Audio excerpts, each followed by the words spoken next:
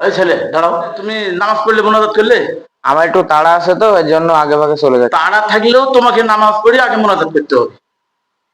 আজকালকে ছেলে পেলে নামাজই জানে না।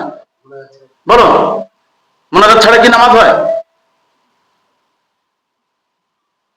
আসসালামু আলাইকুম। ওয়ালাইকুম আসসালাম ওয়া রাহমাতুল্লাহ। কি ব্যাপার, কি হয়েছে? আপনাদের মধ্যে চিল্লাচিল্লি শুনতেছি, কি ব্যাপার? হ্যাঁ, এই ছেলে নামাজ পড়ছে, মোনাজাত না করেই চলে যাচ্ছে, তাই আমি ধরেছি। বলেন তো, মোনাজাত ছাড়া কি নামাজ হয়? আচ্ছা বসেন। শুনেন ভাই, বলেন। নামাজ হলো আসসালামু আলাইকুম, আসসালামু আলাইকুম, নামাজ শেষ। বুঝছেন? মোনাজাত নামাজের অংশ না।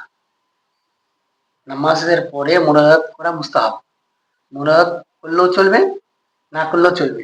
কারো যদি তারা থাকে সালাম ফিরে চলে যাবে। হ্যাঁ, আর যদি কেউ মনে করে আমাদের সময় আছে, তাহলে সে মোনাজাত করতে পারে, তসবিহ তেলাওয়াত করতে পারে, কোরআন তেলাওয়াত করতে পারে, জিকির আজকার করতে পারে। সালাম ফিরার সঙ্গে সঙ্গে কি নামাজ শেষ। এই জন্য মোনাজাত না করলেও নামাজ হবে, কোনো সমস্যা নেই। মোনাজাত নামাজের অংশ না। বুঝছেন? আর একটা কথা, হ্যাঁ এটা সত্য যে যে কোনো নেক আমলের পরে দোয়া করলে দোয়া কবুল হয়। তো যতগুলো নেক আমল আছে, বুঝছো, যতগুলো নেক আমল আছে এর মধ্যে আল্লাহ তাআলার কাছে সবচেয়ে প্রিয় হলো ফরজ ইবাদত। এই জন্য ফরজ ইবাদতের পরে অনেক ওলামায়ে কেরাম মোনাজাত করতে বলেন, যেন এই সময় দোয়াটা কবুল হয়। যদি দোয়া কবুল হওয়ার সম্ভাবনা বেশি, তাই এই সময় দোয়া করতে বলি।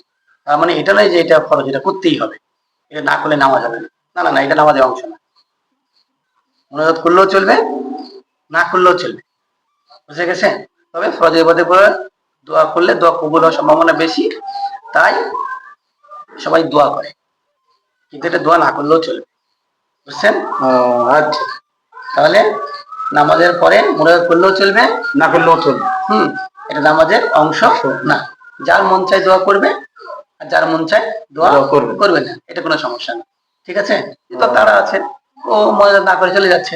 আচ্ছা, যাও বাবা যাও, কিছু মনে করো না, যাও। আচ্ছা ঠিক আছে। আচ্ছা।